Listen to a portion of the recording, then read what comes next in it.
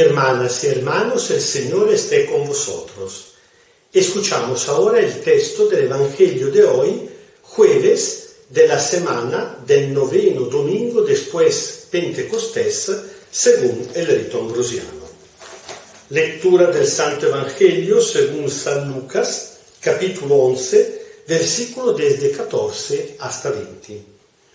En aquel tiempo, Jesús estaba echando un demonio que era mudo. Cuando salió el demonio, habló el mudo, y la multitud se admiró.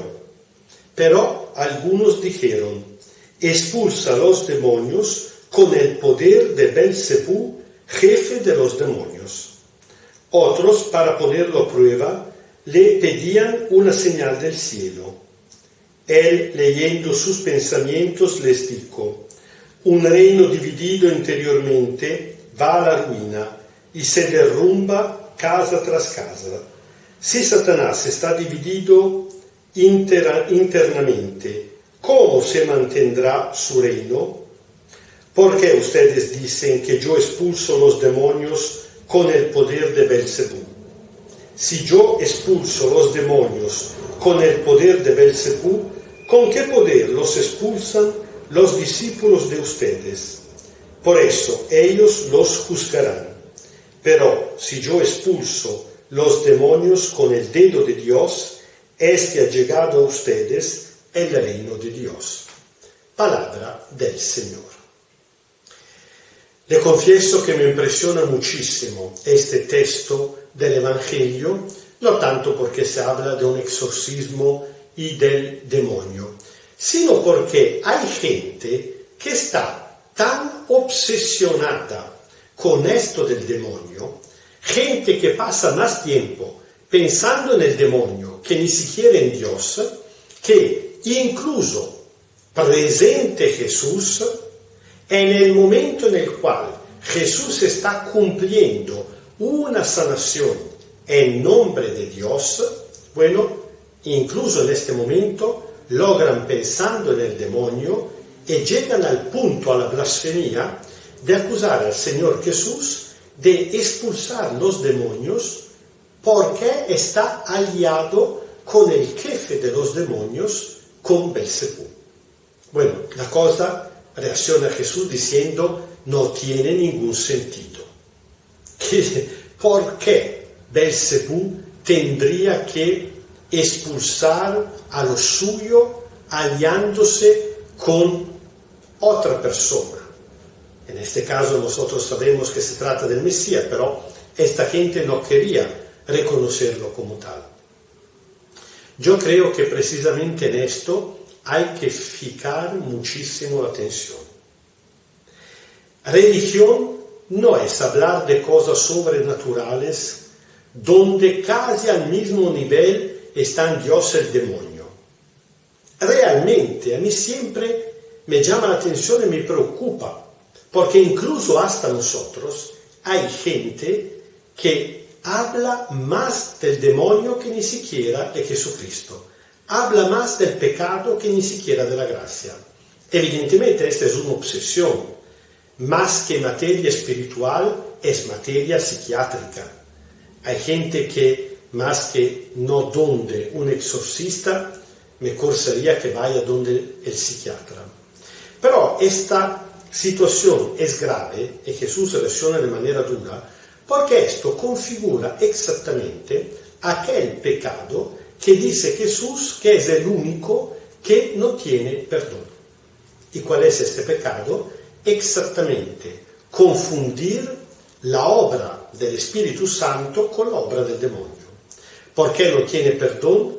No tiene perdón en el sentido que si uno rechaza la salvación que viene por parte de Dios, por medio de la persona de Jesús, considerándola algo de demoníaco, el mismo Dios ya no tiene otra manera para salvarnos.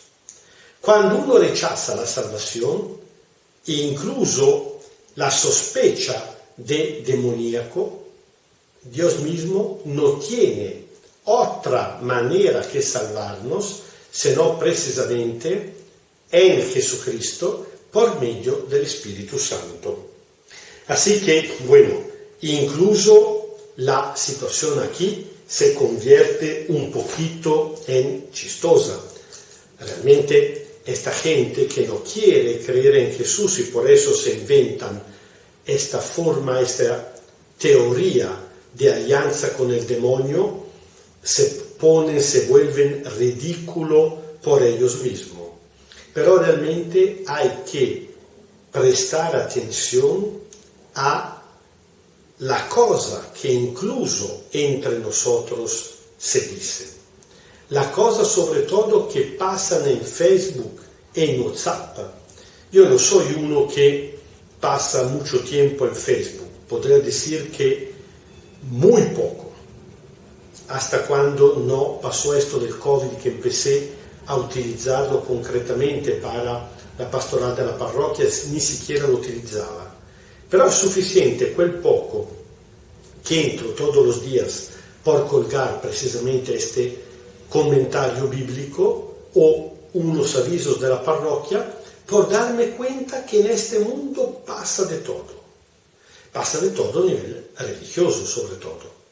Pasa de todo porque evidentemente la red de los amigos en Facebook o en los otros social son primariamente entre gente que compartimos la fe. Pero ahí se pone el problema, porque hay cosa buenísima y cosa muy peligrosa. Hace falta una gran capacidad de discernimiento para lograr a no confundirle, para lograr entender lo que es bueno de lo que es malo, para no caer en la trampa. Realmente, como el Señor Jesús nos indicó en el Evangelio de ayer, que es inmediatamente la parte anterior a la que acabamos de escuchar hoy, porque realmente se trata de un único discurso que la liturgia ha dividido en 3 partes. El Señor Jesús nos recomendaba de pedir siempre el don del Espíritu Santo. Seguimos pidiendo el don del Espíritu, que es precisamente el que nos ilumina, que no nos permite confundir la obra de Dios con la obra del maligno y sobre todo nos infunde la serenidad necesaria para pensar únicamente en la persona más importante de nuestra vida, que es solamente el Señor Jesús. Realmente es el único que reconocemos como Señor de nuestra vida. El Señor esté con vosotros. Kyrie eleison, Kyrie eleison, Kyrie eleison. Os bendiga Dios Todopoderoso, Padre, Hijo y Espíritu Santo. Amén. Y con la fundada certeza que sembra en nuestros corazones el Espíritu Santo, que aunque es cierto que en el mundo hay el bien y el mal, la gracia y el pecado, pero que siempre la gracia de Dios es más fuerte y vence al pecado. Y por eso podemos seguir tranquilos, serenos, seguimos viviendo en paz.